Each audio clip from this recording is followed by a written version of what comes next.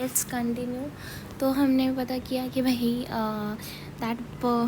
हाँ सॉरी यहाँ पे थे हम। तो illuminated green alga Cladophora and place in suspension of aerobic bacteria. ठीक है, ग्रीन एल्गे को in the suspension of aerobic bacteria which algae use, that is Cladophora. ये क्वेश्चन आएगा आपका, है ना। इस तरह से क्वेश्चन आ रहे हैं। कॉर्नेलियस वॉन नील एक माइक्रोबायोलॉजिस्ट थे। उन्होंने क्या किया, studies on the purple and green bacteria. इन्होंने क्या किया, एक क्वेश्चन आप देखें तो H2A, ठीक है, और CO2 in presence of light 2ACHO, that is something जो कि एम्पेरिकल फॉर्मूला होता है ग्लूकोज का प्लस H2O। मतलब कि यहाँ पे ऑक्सीडेशन भी हो रहा है, रिडक्शन भी हो रहा है। ठीक है, इस वाली रिएक्शन में अगर आप देखें photosynthesis is a light dependent process in which H donor from the suitable oxidizable compound reduces CO2 carbohydrate। मतलब तुमने बोला कि कोई भी एक H donor जो ग्रुप होता है वो क्या करता है, वो रिड्यूस करता है कार्बन डाइऑक्साइड को एक कार्बोहाइड्रेट में, ठीक है, और वो खुद क्या बना लेगा, वाटर। तो this is how he describe कि ये उन्होंने स्टडीज़ कहाँ पे की थी, पर्पल और ग्रीन बैक्टीरिया। उन्होंने ये सारा अपना निष्कर्ष निकाला, ठीक है। और हाँ, ग्रीन प्लांट्स में, लेकिन अगर पर्पल ग्रीन बैक्टीरिया की बात करोगे तो वहाँ पे पता हो क्या निकलेगा, दैट इज़ हाइड्रोजन सल्फाइड। लेकिन अगर आप बात करोगे ग्रीन प्लांट्स की तो वहाँ पे निकलता है H2O, ठीक है। तो दिस इज़ ऑल अबाउट, तो वहाँ पे निकलता है H2O।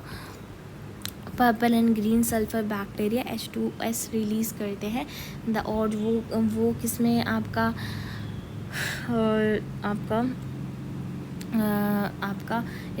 ऑक्सीडाइज हो जाएगा इन दी सल्फर और सल्फेट में, ठीक है। Inference oxygen comes from the H2O not CO2।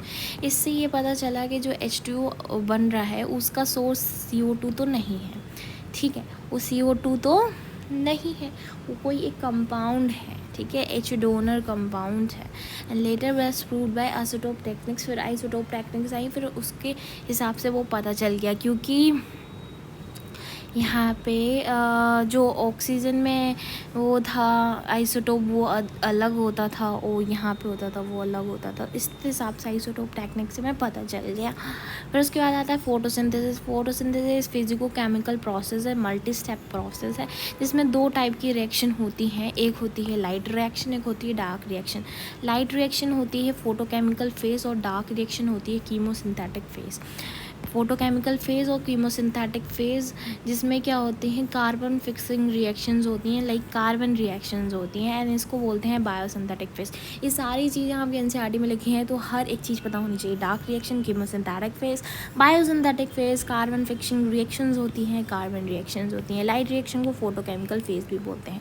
अब लाइट रिएक्शंस में क्या होता है कि मेम्ब्रेन सिस्टम होता है, and membrane system comprise of grana and stromal level. Let's see it.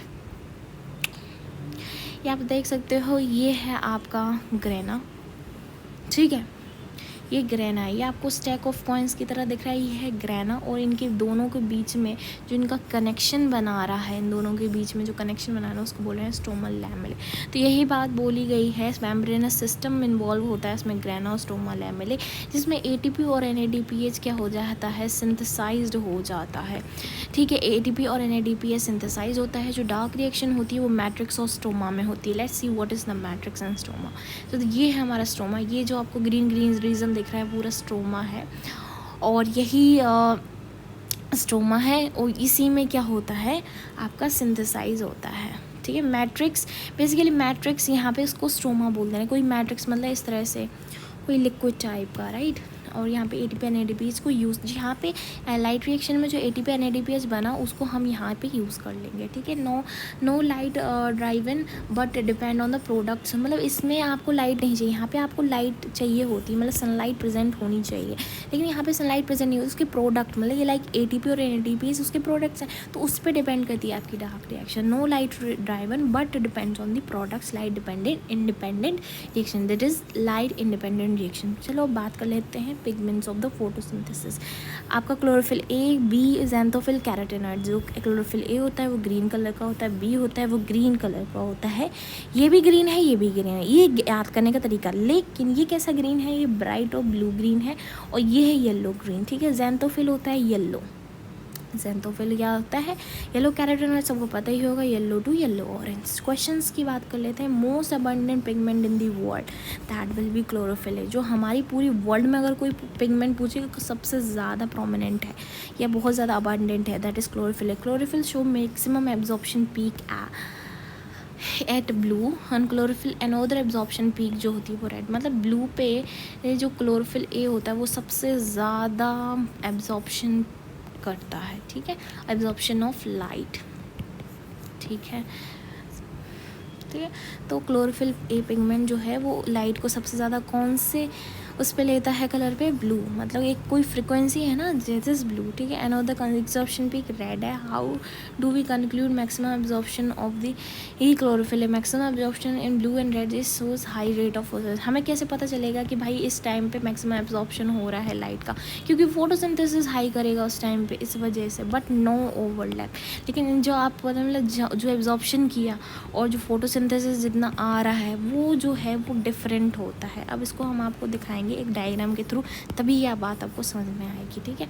अब बात आ जाती है role of accessory pigments, chlorophyll B, xanthophyll, carotenoid. ये होते हैं एसेसरी पिगमेंट जो हेल्प करेंगे। एसेसरी मतलब हेल्प करना। Enable wide range of wavelength. अब इनका काम क्या होता है, इनके 2-3 काम होते हैं। Enable wider range of wavelength. अब ब्लू और रेड सिर्फ कुछ वेवलेंथ्स आ रहे हैं, लेकिन हमें हर फोटोसिंथेसिस जो है वो सबसे ज़्यादा ब्लू पे होगी और रेड पे होगी, लेकिन हमें एक वाइड रेंज चाहिए वेवलेंथ की, जिससे मतलब अगर कोई वो वाली वेवलेंथ नहीं भी हो तभी फोटोसिंथेसिस थोड़ा बहुत तो होता ही रहता है। तो इनेबल वाइडर रेंज बहुत ज़्यादा बढ़ के आ जाती है उसकी वजह से, एसेसरी पिगमेंट्स की वजह से। Protect chlorophyll A from photo oxidation, ठीक है। अब ये वाला पॉइंट आपको समझ में आएगा थोड़ा सा बाद में, ठीक है। अब ये फोटो ऑक्सीडेशन से इसको बचाता है, ठीक है।